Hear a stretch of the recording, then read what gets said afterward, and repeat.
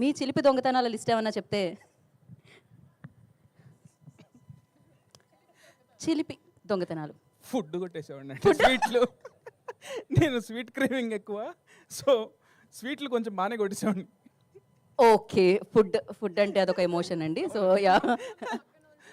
కాదు, Depends పక్కన నుంచి. వాళ్ళది కాదు, ఇంట్లో చెల్లి దగ్గర. ఇంట్లో చెల్లి దగ్గరేనా అయితే పర్లేదు. ఇంట్లో ఫుడ్ మన ఫుడ్ అన్నమాట. ఇప్పుడు మనం రాబిన్ హుడ్ గురించి మాట్లాడదాం. ఆ, ముందుగా ఇక్కడికి వచ్చిన వాళ్ళందరికీ థ్యాంక్ యూ సో మచ్ అండి. So March 28 summer cinema, first cinema. డెఫినెట్గా నేను కాన్ఫిడెంట్గా నేను ఆర్ఆర్తో చూసుకున్నాను అండి సినిమా. నేను చాలా కాన్ఫిడెంట్గా ఉన్నా సినిమా బ్లాక్ బస్టర్ కొడతామని. ఎందుకు అంటే బేసిక్గా నాలోనే ఒక పెద్ద క్రిటిక్ ఉన్నాడండి. నాకు మామూలుగా అందరూ గ్యాప్ వచ్చింది, చాలా టైం పట్టింది అంటారు కదా. సో నాకేంటంటే నాలోనే చాలా పెద్ద క్రిటిక్ ఉన్నాడు. ఏది ఒకసారి చేస్తే సాటిస్ఫాక్టరీ అనిపించదు, అరే ఇదేంటి ఇలా ఉంది, మళ్ళీ చేద్దాం అని చెప్పి రీవర్క్ చేస్తానండి. నాకు దీనికి చాలా మంచి టైం కూడా దొరికింది. So I strongly believe this is my best work till date. So ఒక సినిమా సక్సెస్ అవ్వడానికి చాలామంది కారణం ఉంటారండి. ఎందుకంటే ఈ సినిమాకి ఇంత బాగా రావడానికి రీజన్ అయితే మా ప్రొడ్యూసర్ రవి గారు, నవీన్ గారు, వీళ్ళే కనుక లేకపోతే, అంటే కథ చెప్పినప్పుడు ఇంత స్పాన్ ఉందని చెప్తే మేము కథను నమ్మి సినిమా చేస్తాం, బడ్జెట్లు కాంబినేషన్లు నమ్మి కాదు. సో నీకు కథ నచ్చింది మాకు, సో నీకు ఎంత స్పాన్ ఉన్నా ఓకే అని ఇప్పటి వరకు నో క్వశ్చన్స్ ఆస్క్డ్ అండి. So thank you so much Ravi sir and Naveen గారు.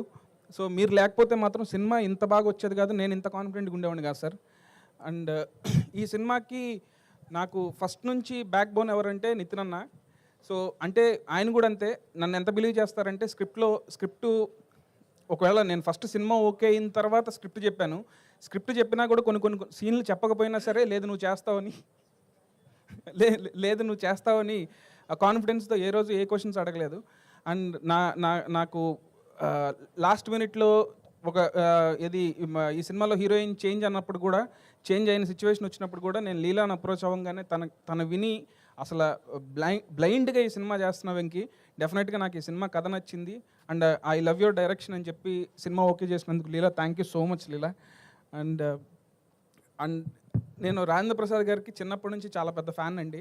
మా నాన్నగారు కూడా ఆయన సినిమాలు తీసుకెళ్ళేవాళ్ళు అన్ని సినిమాలకి. సార్ ఈ సినిమా మాత్రం మిమ్మల్ని ఊహించుకొని రాశాను sir. John Snow character Janardhan Sunnipenta నుంచి ఆయన ఏజెంట్ జాన్ స్నోగా మారి ఈయన ఎంత ఫన్ చేస్తారనేదే సినిమాలో మీరు అందరూ చూడాలండి.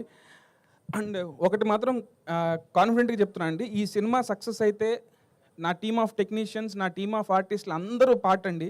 సినిమా ఏదైనా తేడా జరిగితే నేను ఒక్కడనే కాదు, మీరందరూ నన్ను వేసుకోవచ్చు. ఎందుకంటే నేను అంత కాన్ఫిడెంట్గా ఉన్నా సినిమా డెఫినెట్గా బ్లాక్ బస్టర్ కొడుతున్నాం అనే కాన్ఫిడెన్స్ ఉంది నాకు. సో సినిమా సక్సెస్కి నా వెనకాల ఉన్న వాళ్ళు, నా టీం డిఓపి శ్రీరామ్ గారు, నా ఎడిటర్ కోటి అండ్ నా music director GV Prakash and నా ఆర్ట్ డైరెక్టర్ రామ్ కుమార్ గారు, ఇలా నాతో పాటు ఉన్న మా ఏడీస్ అందరూ కూడా చాలా బాగా కష్టపడ్డారండి. Thank you so much. మీరు అందరూ March 28 చూడండి. ఈ సినిమాలో ఫన్ను ఉంటుంది, అట్లాగే మీరు సర్ప్రైజ్ అయ్యే ట్విస్టులు కూడా చాలా ఉన్నాయండి. అండ్ ఈ సినిమాని చెప్పగానే ఎగ్జైట్ అయ్యి క్యామియో రోల్ అయినా స్మాల్ క్యామియో రోల్ అయినా యాక్సెప్ట్ చేసిన డేవిడ్ వార్నర్ కూడా thank you so much. Because ఆయన కూడా త్వరలో వస్తారండి, మీరందరూ చూస్తారు, డెఫినెట్గా హై ఫీల్ అవుతారు. థ్యాంక్ యూ సో మచ్ అండి. సో ఇలా సర్ప్రైజెస్ ఎన్నో ఉన్నాయన్నమాట. సారీ అండి, ఇందాక మా మ్యూజిక్ డైరెక్టర్ జీవి గారి గురించి మర్చిపోయా. బ్రహ్మాండ